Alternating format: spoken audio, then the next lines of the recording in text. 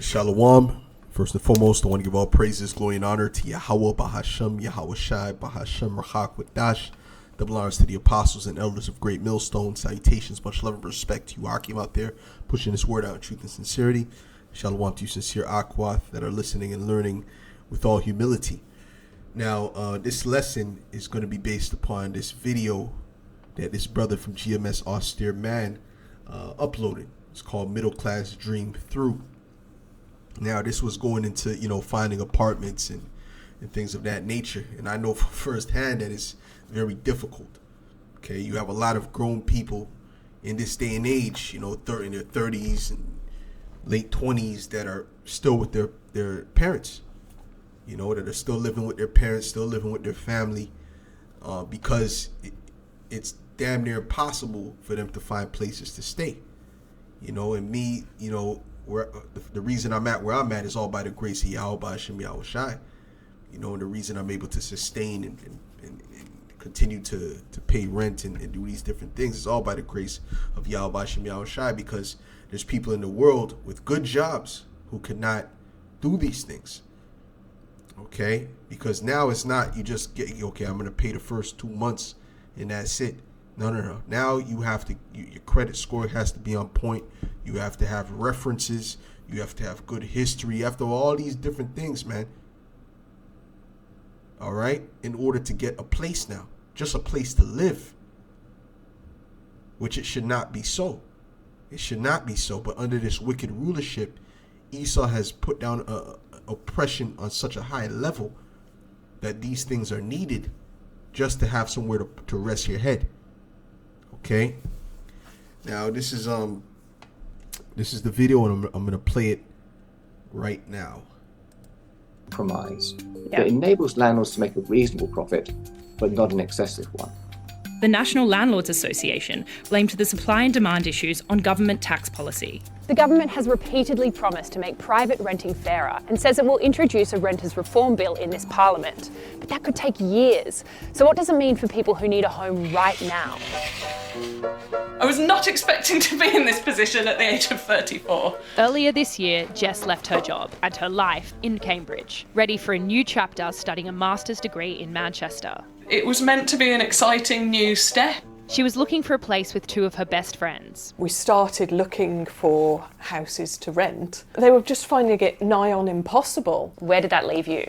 Well, it left me here. I'm living at my dad's house in Wolverhampton. Never thought that I'd have to live here again. It was a bit of a surprise, wasn't it? Because I thought she'd be coming for a bit. And it was meant to be 2 weeks and it's turned into 3 months. Yeah. You just feel like, this is wrong, I shouldn't be here. I'm an adult now.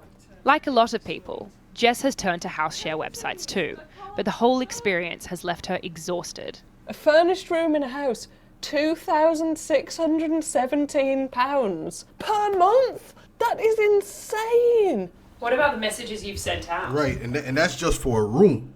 Okay, just for a room. When you see the prices it is just to room with people. Okay, and you're rooming with someone, you don't know who that individual is. You don't know if he's a damn serial killer. You don't know who this individual is. If he's a Mo, okay. If the what kind of demon this woman is, you know what I'm saying? So obviously, me, I'm not with that. I'm not with the whole roommate nonsense. But when you even look at the prices for that, you might as well get an apartment. Okay? That's the bottom line. You see what I'm saying? Because those people are looking to make a profit too. Absolutely no replies at all. Nothing. I almost made my peace with the fact that I could never buy a house. But now you can't even move to a new town. That makes me feel so trapped. That's so scary. I just feel like I'm not making the most of life. Renters can keep hoping for government action or that the market cools down. But until then, they'll have to deal with this perfect storm in renting and maybe settle for poor conditions, grueling house hunts, or sticking it out at home with mum and dad. So this is supposed to be the civilized world that Esau has created, right? The great democracy that the Edomites have created, right? This is complete oppression. And and when you read this scripture, this is Isaiah 5 and verse 8, it says, woe unto them that join house to house, that lay field to field, till there be no place, that they may be placed alone in the midst of the earth. Now, this is not dealing with the ones that are renting and that are living next door to each other, although that's completely throughness, but it's dealing with the ones that are buying up all these properties, okay? That are buying up all the properties where there's nowhere else for anyone else to rent, okay? You see what I'm saying? That's what it's mainly dealing with, all right?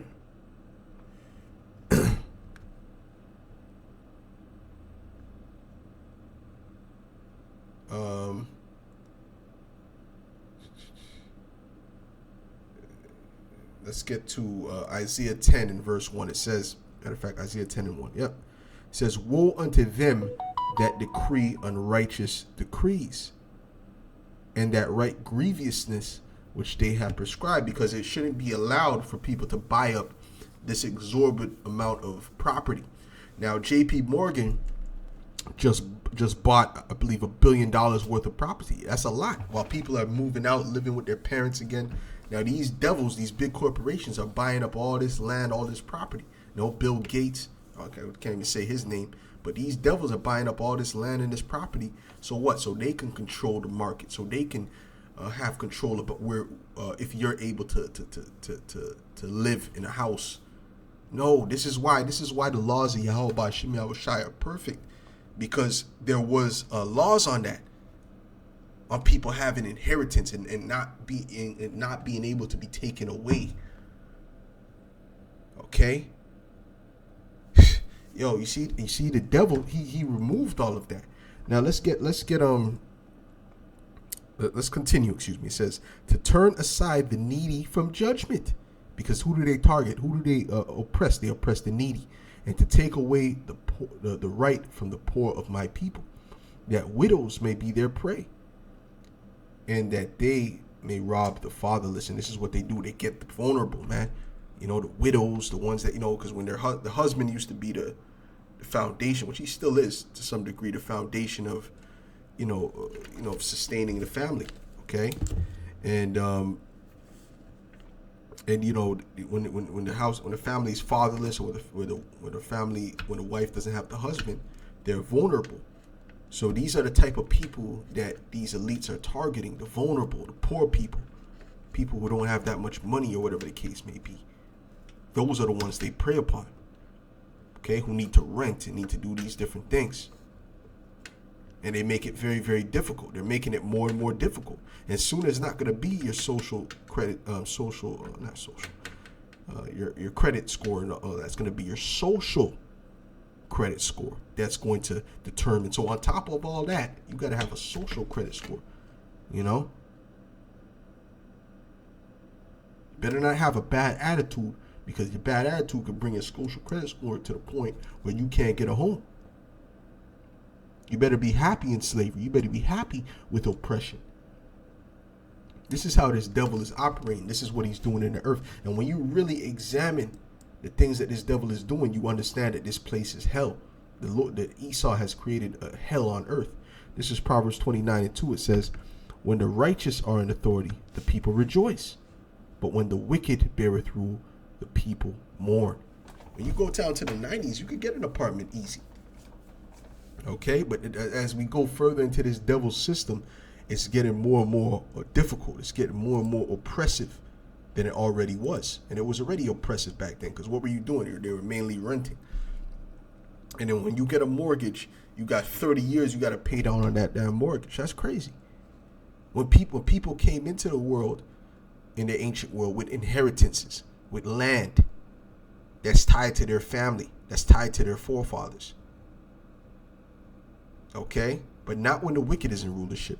It says, when the righteous are in authority, the people rejoice. But when the wicked beareth rule, the people mourn. And the wicked are in rulership right now. Let's get Job 9 and verse 24. And this is what we keep trying to tell you people, that the wicked is in rulership. And there's never going to be peace as long as these devils are in power.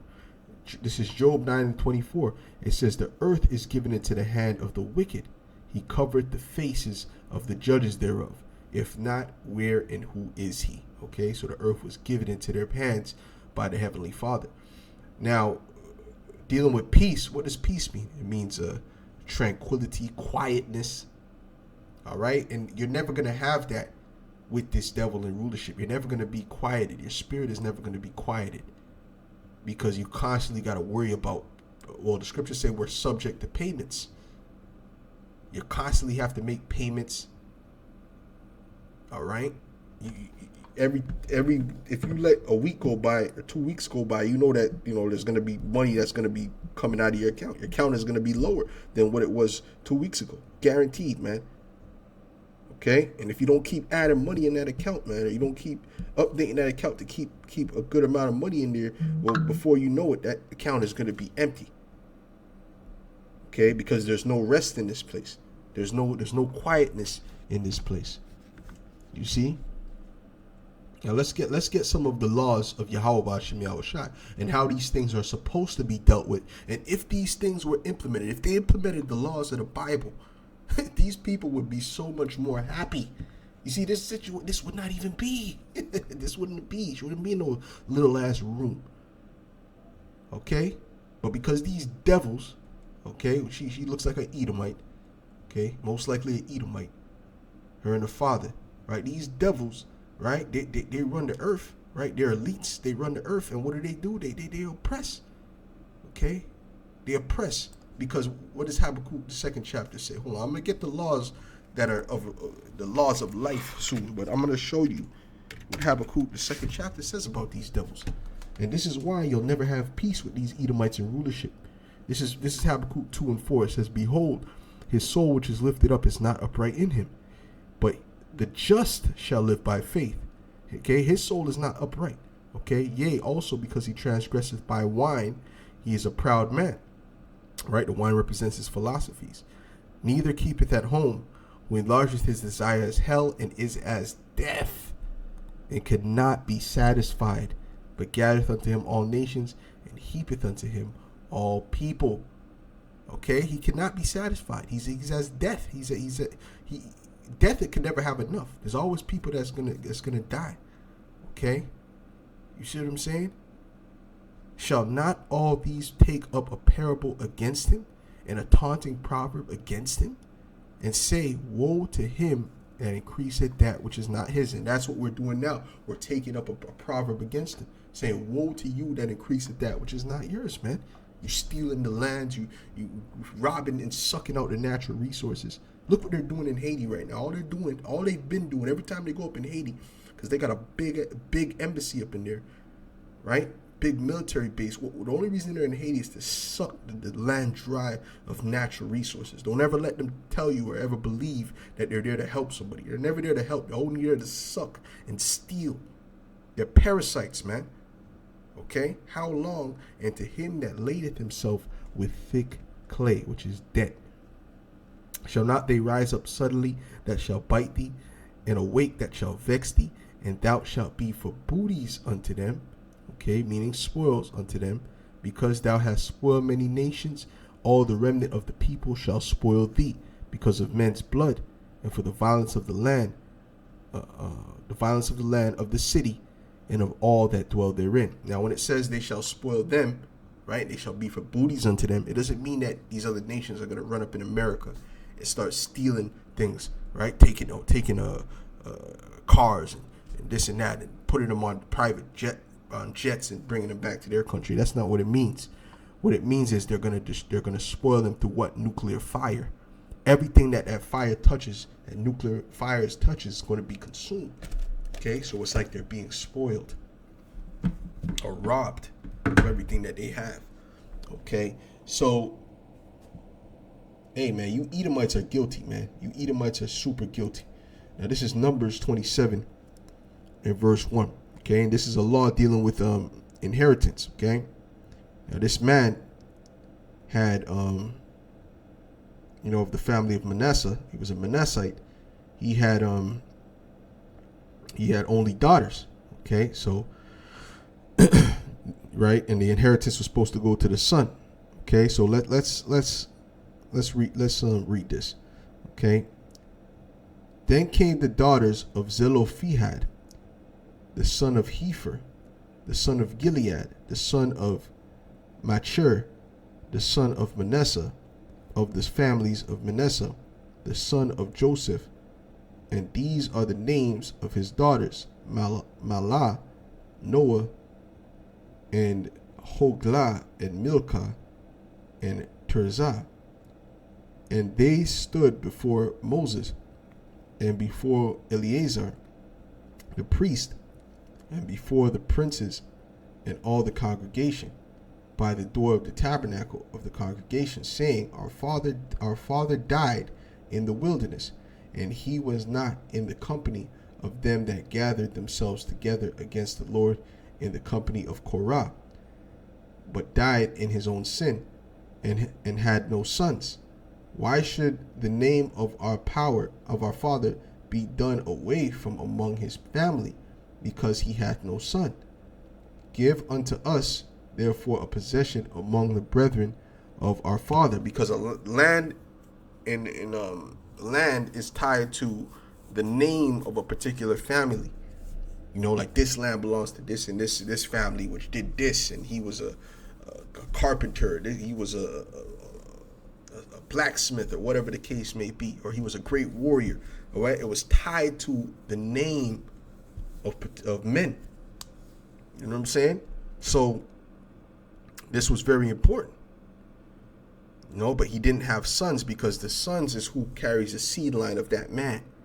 Now the daughters, they don't carry seed. They grab the seed and pass down the legacy of their husband. All right.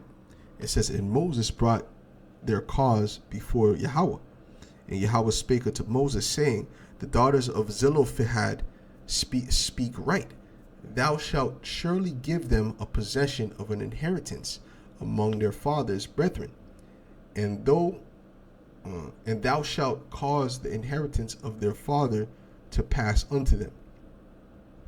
Right? So the Lord said, listen, no, you're right. We should give them an inheritance. Okay? That was the right and correct judgment. He didn't say, well, that's too bad. That's just going to go to the government. That's just going to go to the government. Moses, no, we're going to take that over now, because he doesn't have sons. No, because they weren't greedy demons like these Edomites, man.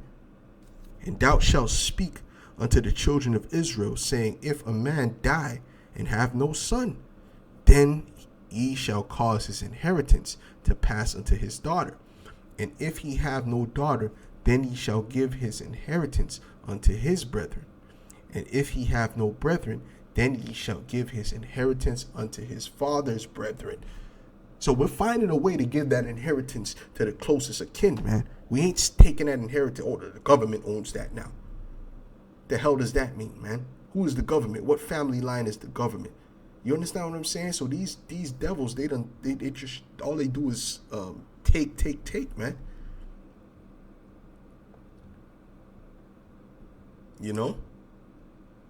It goes to the government, which ultimately that leads to the international bankers, man. It says, and if his father have no brethren, then ye shall give his inheritance unto his kinsman that is next to him of his family, and he shall possess it, and it shall be unto the children, unto the children of Israel a statute of judgment, as Yahweh commanded Moses. And that's right judgment. That's correct judgment. Okay, that's not oppressive in any way. That's beautiful and correct. So you don't have to worry about your land being taken from your children or anything like that, man.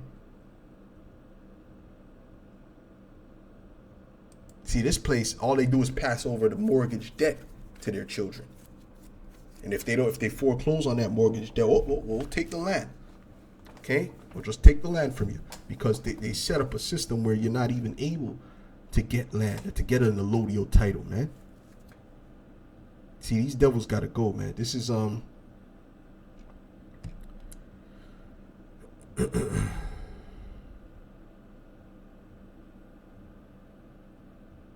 This is Numbers 36:2. It says, And they said, the Lord commanded, matter of fact, this is going into the brother, matter of fact, I'll read it up, but this is going into the brethren of the man who died, whose daughters received the inheritance.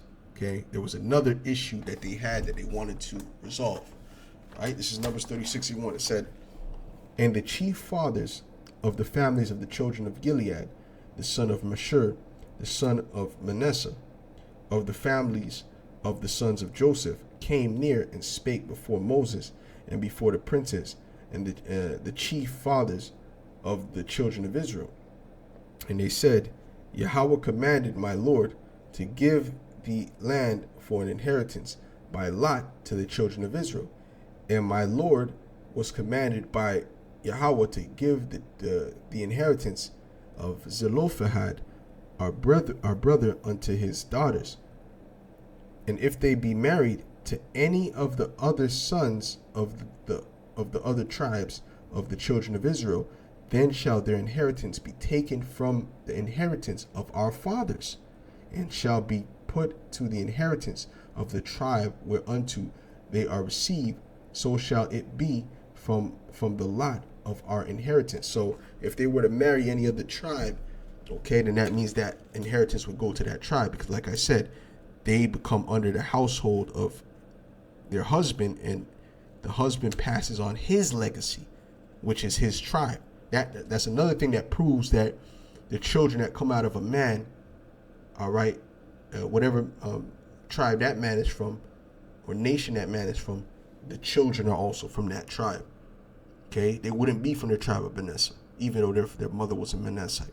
Okay, so this was a problem, because then what? Then that would mean that inheritance that's supposed to be from Manasseh would go to another tribe. You see, this has to be regulated. This can't be. That's unbalanced. Okay, it says, and when the jubilee of the children of Israel shall be, then shall their inheritance be put unto the inheritance of the tribe whereunto they are received. So shall their inheritance be taken away from the inheritance of the tribe of our fathers. And Moses commanded the children of Israel according to the word of the Lord, saying, the tribe of the sons of Joseph hath said well. This is the thing which the Lord doth command concerning the daughters of Zelophehad, saying, let them marry to whom they think best, only to the family of the tribe of their father shall they marry. See, so they can only go to the Manassites. They can only marry Manassites. They wouldn't be able to marry a Judite or an Ephraimite or a Issacharite. They would have to marry a Manassite. Very important, so that inheritance stays within that tribe. So shall not the inheritance of the children of Israel remove from tribe to tribe, for every one of the children of Israel shall keep himself to the inheritance of the tribe of his fathers. And every daughter that possesseth an inheritance in any tribe of the children of Israel shall be wife unto one of the family of the tribe of her father, that the children of Israel may enjoy every man the inheritance of his fathers. And you're supposed to enjoy your inheritance. You're supposed to benefit from your inheritance. You're supposed to become rich based upon your inheritance. How do you become rich? The main way to become rich is through land ownership. But these Edomites have blocked that. Okay? And we know what they did to you Israelites, right? Blocking you from getting houses and getting properties and things of that nature. That cripples a nation. Okay? But the Lord is coming to regulate that, and we're going to have righteous rulership. Even the heathen are going to be under these laws, which are righteous. It says, neither shall the inheritance remove from one tribe to another tribe, but every one of the tribes of the children of Israel shall keep himself to his own inheritance. Okay, so, and that also goes with individuals. A man's inheritance can never be fully given forevermore to another person, even if he sells it. It's sold for a time period. Okay? And he can always redeem it back. And I'm going to go into that law as well, because the Lord understands that, people fall into hard times. And the inheritance is a very important thing. The land is a very important thing that people need to build wealth and to keep their name going. See, but Esau has removed all of that. So now you're in damn apartments, or you're paying mortgage on land you don't own. All right.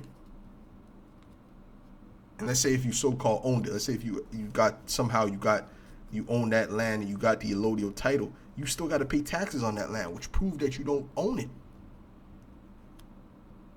All right. You're not sovereign. Okay. This is because really you're only supposed to pay taxes on the increase, right?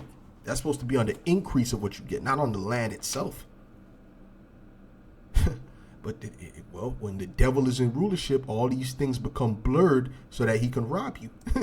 All right, this is Leviticus 25 and 23. It says, "The land shall not be sold forever, for the land is mine." See, the land belongs to Yahweh Shem Yahushai first and foremost, man. You Edomites act like the earth belongs to you. No, it belongs to Yahweh Shem Yahushai, and he created it for us, for the Israelites, man. And it belongs to us second, okay? You know, you Edomites are nothing but a bunch of thieves, man. Okay? It says, "For ye are strangers and sojourners with me.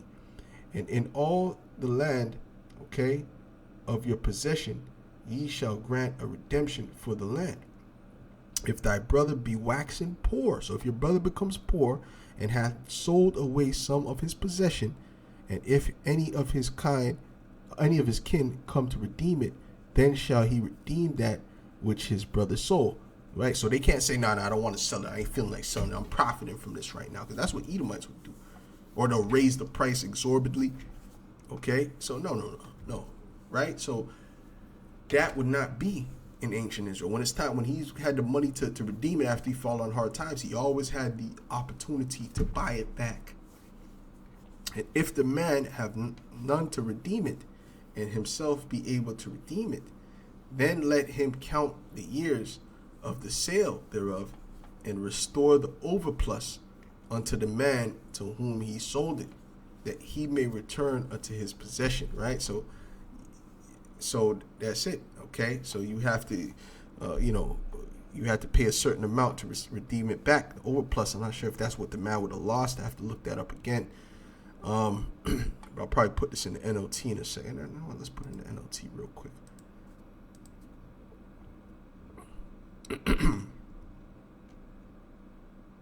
This is number 23, and I'll read down from here, from 23 again. It says, "The land must never be sold on a permanent basis, for the land belongs to me. You are only foreigners and tenant farmers working for me. With every purchase of land, you must grant the seller the right to buy it back." Okay? "If one of your fellow Israelites shall," because we're here to serve the Lord. That's the bottom line. "If one of your fellow Israelites falls into poverty and is forced to sell some family land, then a close relative should buy it back for him. If there is no close relative to buy the land, but the person who sold it gets enough money to buy it back, he then has the right to redeem it from the one who bought it. The price of the land will be discounted according to the number of years until the next year of Jubilee." Okay? Okay. In this way, the original owner can then return to the land. Okay? So let me read that again. It says, "He then has the right to redeem it from the one who bought it. The price of the land will be discounted according to the number of years until the next year of Jubilee. In this way, the original owner can then return to the land." Right? Because the year of Jubilee, they would have to give back the land anyway. Okay, the year of Jubilee, which is 50 years, they would have to give the land back to the person who they bought it from. because no one could ever, even if he doesn't have money to get it, automatically in the year of Jubilee, it has to be given back. They're just using the land, to profit off of it for a particular time. Basically, they're rented. They can only rent the land. They can never fully own the land forever, because it's not their land. It's not their inheritance. Okay? See, and the Lord set it up where no one could lose their inheritance and just fall in hard times, and then you just be completely destitute with no land or inheritance. No, it doesn't work that way. Okay? So let's say if the Jubilee was, say if it was 25 years from that particular time, well, the person would pay like half price. There would have to be some form of discount based upon, because he only has 25 years left with the land anyway. Or if it was 5 years until the Jubilee, come on, he ain't going to pay that much, all right, to get the land back. He's just getting it back 5 years earlier than he would have got it back anyway. So this is the understanding behind it. Okay, it says, but if the original owner cannot afford to buy back the land, it will remain with the new owner until the next year of Jubilee. You see, so that's what I'm saying. Okay, so he would have to give it back anyway, whether he had money to buy it or not. In the Jubilee year, the land must be returned to the original owners so they can return to their family land. Okay, so this is righteous laws. These are laws that do not oppress people. These are laws that do not have people in this damn situation where you got to move back in with your parents and this and that, and because you don't own anything and this. And listen, man, you had enough land to build a house for your children, or your children to build a house 20 acres away, 30 acres away. You see what I'm saying to you? But not in this place. Not in this place. Everyone's lumped up in a damn apartment. Well, this is what, see, this is the results of the serpent ruling, man. So anyways, with that, Lord willing, this was edifying to the elect, and I'll say shalom.